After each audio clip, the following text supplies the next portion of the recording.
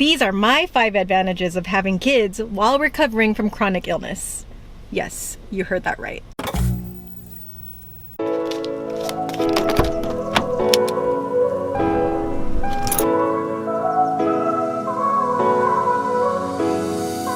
Hey, if you're new here, my name is Leanne and I have spent the last almost 5 years dealing with chronic illness, spending the last 2.5 years-ish recovering from chronic illness using the Mindbody approach. If you want the whole story, you can go to my website, leannevale.com. I have the whole story there and it's still ongoing. Basically, I was in a wheelchair almost 5 years ago and now I've kind of worked my way slowly and gradually getting back to normal life, and I'm a mother of 3 young kids. So that is what this video is about. I've noticed a lot of YouTubers like to film while driving in their car, so I'm gonna go ahead and give it a shot because 1, I just want to show you guys something different, and also 2, I kind of could use a little quick break from my kids, I guess. It's funny because as I was leaving in the car to go do this, they all ran out, all 3 of them, my 9-year-old, my 6-year-old, and my 2-year-old. They all ran out and they're like, "Mommy, where are you going?" And I was like, "I'm just going out for a little bit." So we're just gonna drive, and I don't know if this is gonna work because I don't have fancy gear, guys. I don't have fancy gear here, so I don't know. I feel like, yeah, the camera's already moving around, but oh well. Oh, and here's a UPS truck. Oh man, yeah, let's see how good my multitasking skills here. I have been away, right, for a little bit posting videos because the month of August was kind of crazy. We had so many events, and we had a family wedding also that my entire family was part of, so that kind of took up a lot of my time, and now we're kind of coming down from that. August was just a little nuts. We had, yeah, just a bunch of stuff, but I just wanted to record this video. I don't know if this is working, guys. Like, I might have to go park somewhere because my camera, I'm holding the camera, it's falling. Okay, you guys, I parked. That was just like a hot mess. The camera was all over the place, falling all over. I don't have anything to stabilize it, so I just parked at a park nearby, and we're just gonna talk story. So, as part of my Mindbody journey, I've worked with different coaches, I've done different programs and all these things, and I've noticed that there wasn't a lot of representation of people with young kids going through this journey. Like, a lot of the success stories that are posted or that I've run into, it's a lot of like people that don't have kids. And so, as we know, if you're a parent and you happen to be watching this, you know that just having kids, multiple kids young, there's an added layer to the recovery journey, and so it can get a little crazy. So I guess I just wanted to throw my voice out there and just say, hey, yes, we do exist. There are parents like us. Please, and if you're one of them, please comment below. You know, come out of the woodwork. We need to create our little network here of parents that are going through this, because it is not easy. It is very challenging. And so I just wanted to, I was just thinking about, oh, there are people biking and scootering by, and they're probably like, what is this girl doing? Do you hear them? They're right in front of my car. There's like literally nobody else. Yeah, it was just and they've stopped right in front of my car. All you heard was rubbing. This crazy lady with the camera in her car. So with all the people that I've connected with and talked to on this recovery journey, who are also going through this or have recovered from this or what have you, I've come to discover that there are advantages to having kids if you're a parent to young kids who is recovering from chronic illness using the Mindbody approach. And these 5 things that I'm going to tell you, you're probably going to think that I'm gaslighting you, especially if you're having like a really hard time. But that is not my intent with this video. These are literally like the 5 bullet points that run through my head about the advantages, or how good it is that I have kids and I'm going through this right now. Like, just trying to rebuild my life and my health, my stamina, like finances, like honestly everything, all of my relationships, all of that. It's kind of nice having kids. And I'll tell you why. These reasons and these bullet points, they've helped to reframe my mind and enabled me to start getting my life back, which I have been doing. Like I said before, I couldn't drive a few years ago and now I can. So, you know, big difference. I couldn't even walk or stand, honestly, like a few years ago. So this is major progress.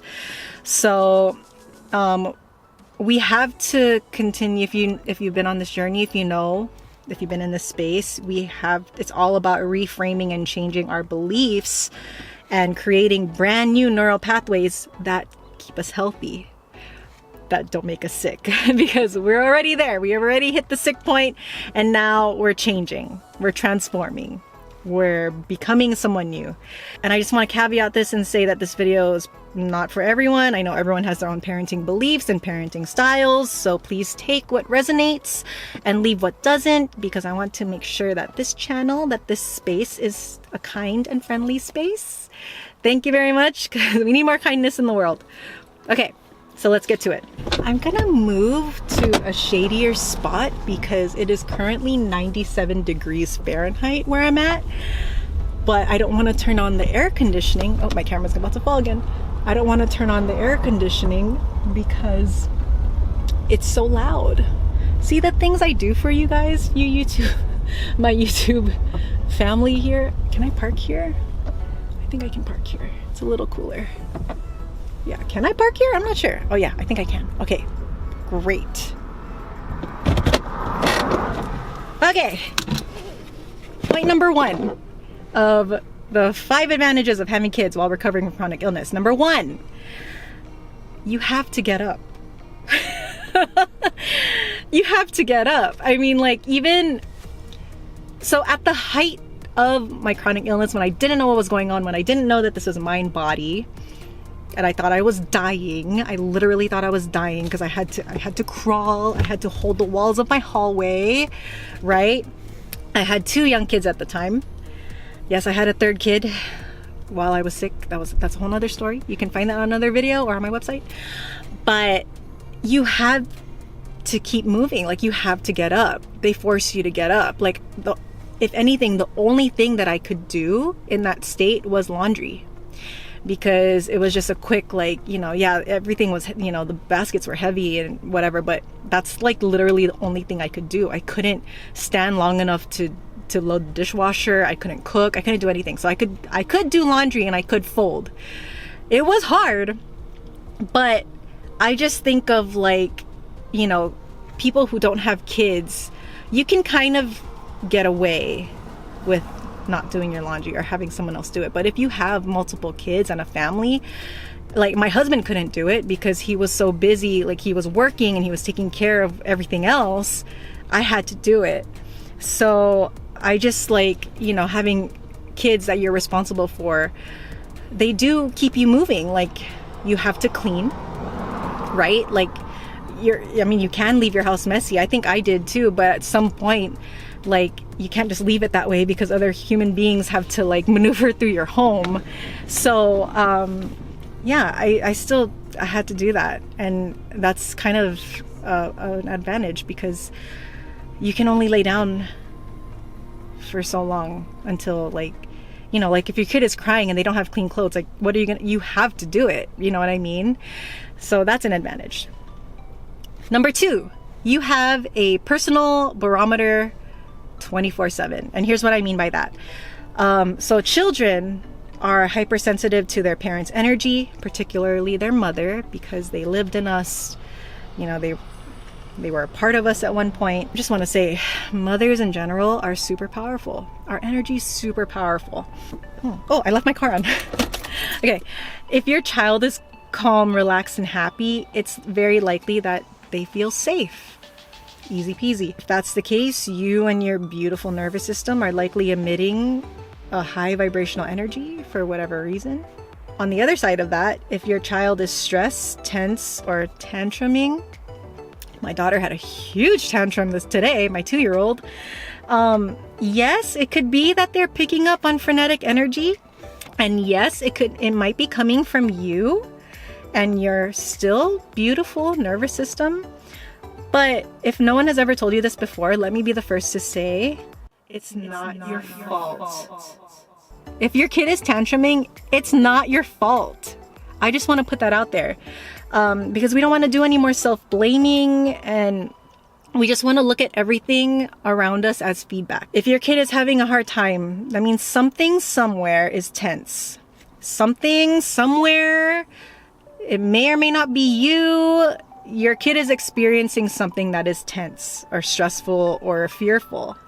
Okay, great, no problem. So as the parent, we can take full and radical responsibility for that. And what we can do in those really highly charged emotional moments is breathe. Just be aware, like, okay, there's this frenetic energy going around somewhere. Great. I have no judgment towards it. And then you soften. I just feel like with kids, because they're, and especially if you have multiples, there's just energies everywhere. All the time, especially if they go to school, they pick up stuff, they bring it home, they feel the things at home. Everyone's always feeling with each other and vibing with each other. I think if you didn't have kids, you wouldn't, that wouldn't be in your face 24/7 and so intimately all the time. You know what I mean? So you wouldn't be confronted with that all the time. But these are wonderful opportunities to soften. I know so many people hate to hear that. And I hated hearing that too when I was like, maybe this was like a year or so ago. I hated hearing like, oh, soften. But now, as I'm continuing on this journey and growing and maturing, and it's true. All these tantrums, triggers, everything, it's just opportunities. It's just feedback to like, oh, okay, everything kind of needs to soften right now. I'm gonna breathe. And then you teach your brain that trigger or whatever it was survivable. And your brain is like, oh, we survived that. We must be safe. Who knew, right? So kids are great with that. They're just these barometers for us, like 24/7 that we get hit all the time with. I've gotten to a point now where, like, even like I mentioned, my daughter had this huge, like, crazy tantrum. I honestly think she's feeling all these energies, and we just had such a busy month, and she honestly did really well. She didn't have any tantrums. So when she started really tantruming today, I was like, you know what? Yes, Eloise, go ahead and cry.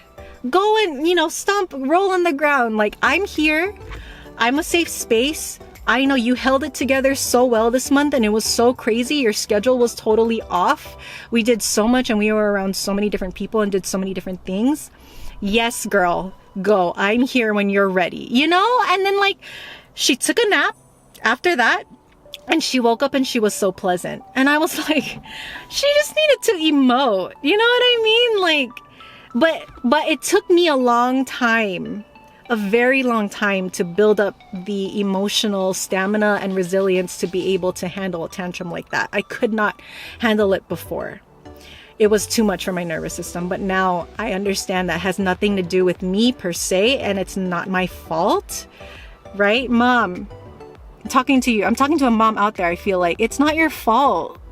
You have to release this. Yes, it is our responsibility, but we do not take on the blame and shame for whatever our kids are going through. You know what I mean? Like, release yourself from that. Oof, I don't know, that was for someone. It was like a muscle for me. I had to build up the tolerance for that and the resilience to be able to handle that kind of high emotional reactivity. And I can tell, like, that's a new neural pathway that has been building and that I keep fortifying and reinforcing with these repeated behaviors. Number 3, you can be the parent you wish you had. Parent-child relationships. Ooh, there's so much I can say about this because I've been studying this area in particular because of the relationships that I had with my own parents. And now that I'm a parent with my children, I have been really focusing on this area.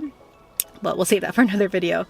But yeah, this is where your agency and your autonomy that you do have and that you just forgot about, which is partly why you got sick in the first place, right? Like, we've just felt like we had no freedom or, in our lives and autonomy and agency, when really we did. We just forgot. We just never knew, depending on what happened in childhood. Like, I swear, guys, I could go so deep into this. You can choose to be different from the way that your parents treated you. And it's not coming from a place of spite. We want to make sure that's not coming from a place of spite or, like, I'm never gonna be like them. That's how I was personally. Because I was like, I'm never gonna be like my dad.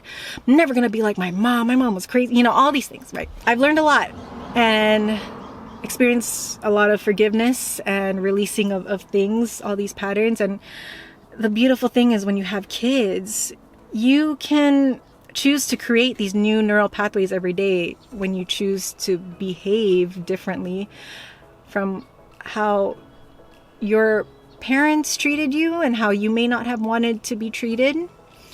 And this is not to shame your parents. This is just, I'm gonna thank you, mom and dad. You know, I respect. I know it took me, okay, I know for some of you, you're not ready. It took me a long time to get to this space. But it's kind of this like, okay, mom and dad, thank you. I respect you.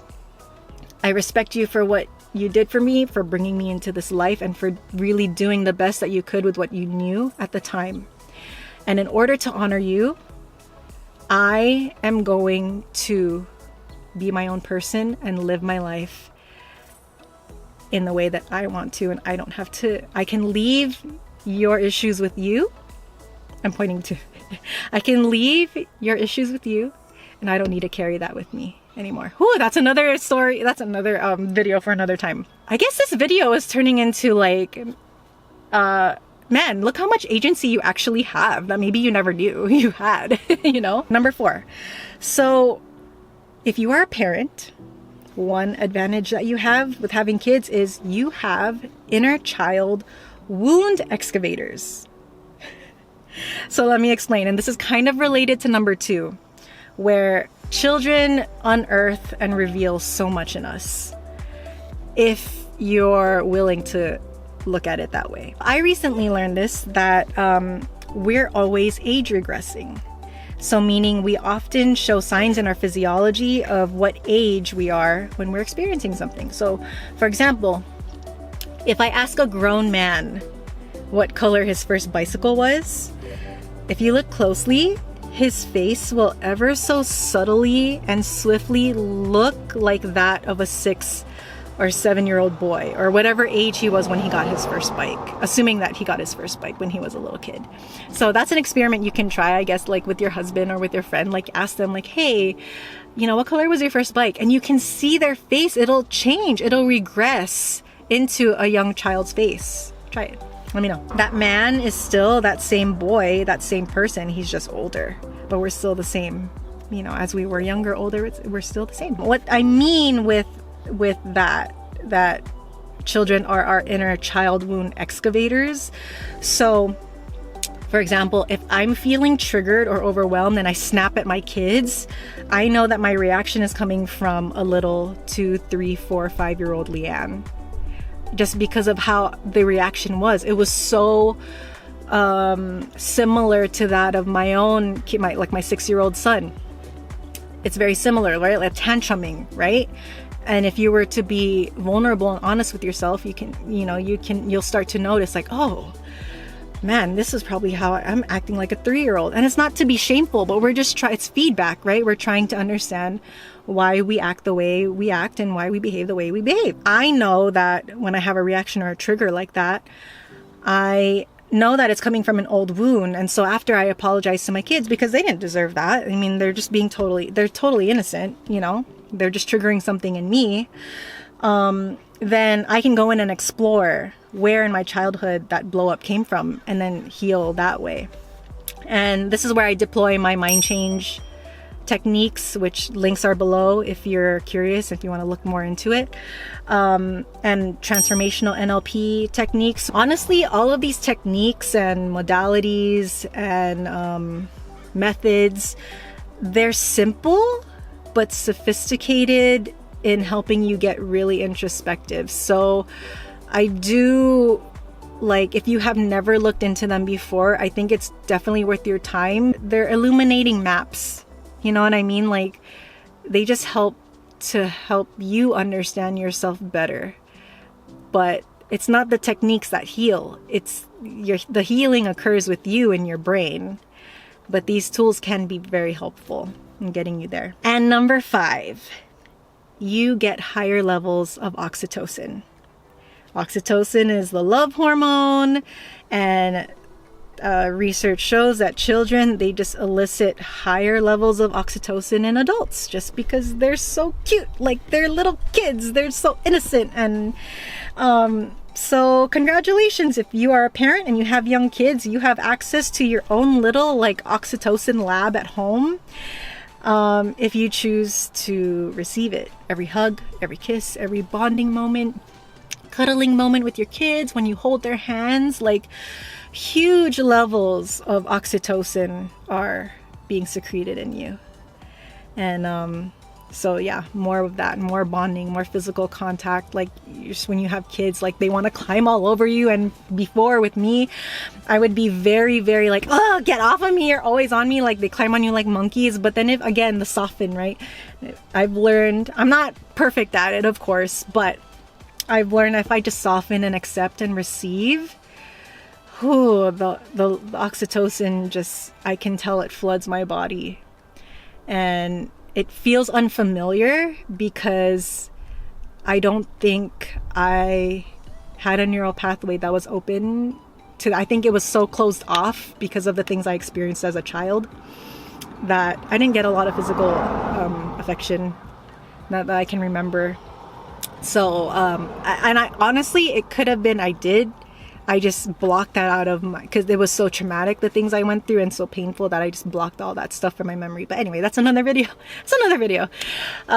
So yeah, so access your oxytocin lab. So I'm sure there's more, but these are the ones that I can think of at the top of my head. Please comment below if you think of more, or if you can think of more, because we just need to keep building this list, because I just believe there's a reason for everything. There's a reason why, there's a big, greater divine reason why we go through these things that we go through. And especially if you're going through this with children, there's a reason. And so use it to your advantage and not as a deficit, which I was falling into. I was like, oh my gosh, this is so hard. I still fall into that, especially on the harder days where I'm like, oh God, this is so hard with kids. But there are big advantages too. I hope you are encouraged and comforted in knowing that there are other parents out there going through this. I am one of them. You're welcome into my space. And I just want to say that you are totally and completely rocking it, because you are still alive and you're still here. It's the truth. I know it sounds so delusional. It sounds so gaslighty, but it's the truth. We're still standing. We've still survived another day. So we are rocking it. You know what I mean? And I just feel like, because parenting is absolutely challenging and intense at times, it's so easy to overlook these truths, that there are advantages. There are wonderful things that come from being a parent and going through this, and having children and going through this, that people who don't have children, they just don't experience, because they just don't have kids. So, yeah, this is just I'm standing on my soapbox to say children are awesome, and they're wonderful, and they're amazing, and they humble us in so many ways every single day. They're true blessings. And I just want to say there's so much growth to be had if we can acknowledge that, yes, this is challenging, and yet I'm going to exercise my autonomy and agency and choose to focus on how everything is actually working in my favor and working towards my ultimate growth and healing. So I wish you guys a wonderful weekend, because it's Friday as I'm filming this. Wonderful weekend, a wonderful week, and see you next time.